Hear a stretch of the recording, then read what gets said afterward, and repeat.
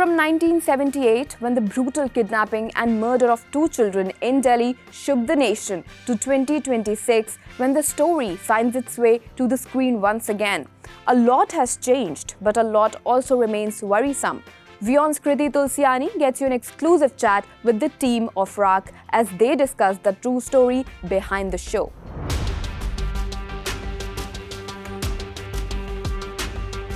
I've been hearing about this case since I was a kid. So, a lot of the things our society is shaped because of this incident happened. So, you are really aware of this. So that is the reason I was really interested in knowing a little bit more about it.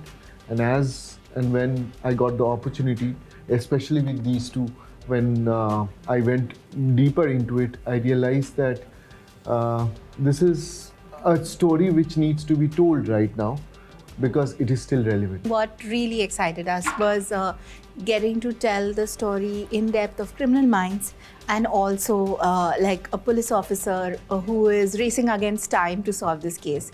So it had all of the elements of like a juicy crime thriller, but it also allowed us to tell a larger human story. Yeah, I think it's a great study on that the before and after, of a city like this, where you'd never imagine this was a safe city once upon a time. This was a city filled with occasional animal sightings, in the vicinities. So yeah, it did change, and we are experiencing very similar sentiments even now. And I think somewhere, like somebody else said, people have gone numb. And once in a while, you need stories like this to regenerate those cells in your brain, in your hearts, to start feeling those things again because of this constant bombarding from our phones and all your visual screens, We've totally, I think, somewhere just we've normalized so many things, which we shouldn't.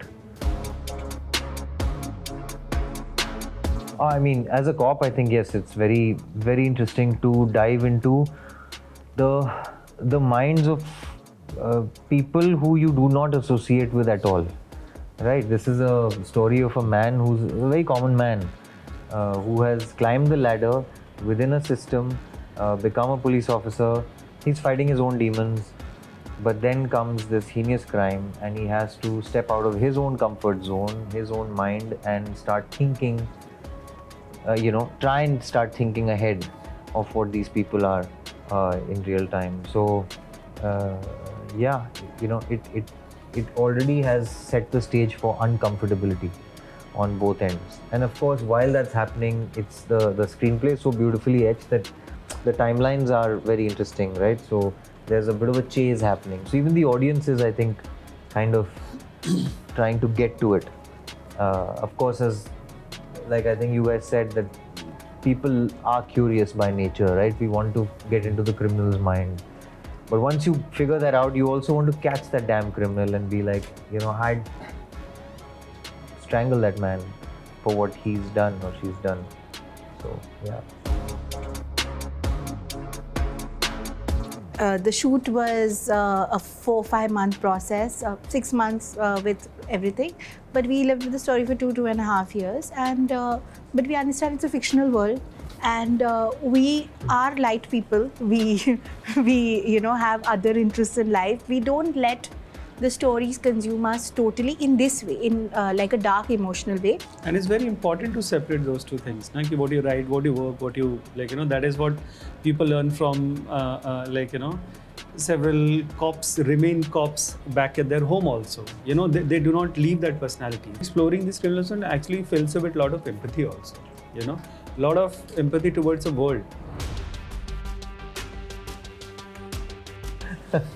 No. I think when the Vardi was off, I was, tried to pack it up and go back home with a fresh, different mind. But yeah, there's already a lot to pack in with this show and all the writing. So every time on set and all the times that we were workshopping also, I think we were constantly trying to almost mathematically for me at least, to mathematically figure it out. Okay, this is where this man stands at this stage.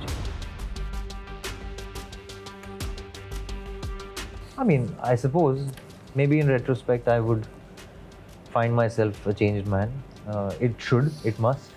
I think it is the most basic human trait of,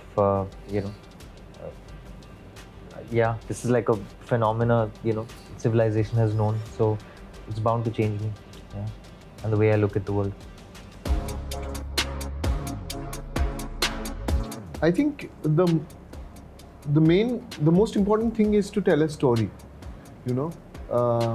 To tell the story, how much this story has a certain kind of goal which you have to achieve, right? To achieve that goal, you have to, start at a point, and to reach that point B, you need to fictionalize between these 2 points. And you do that with a lot of empathy, you do that with a lot of sensitivity, without, because the idea is not to titillate. The idea is to, say it, show the violence, as much as it is needed to tell the story. Yeah, I think this is with most true stories, or at least inspired stories, right? Like those moments when the killers must have decided or thought or had a meal. What would they have spoken about? What would their minds be doing? And I think that's where the psychology of it comes in. And that's where, of course, you have to fictionalize. You will never have a record of that.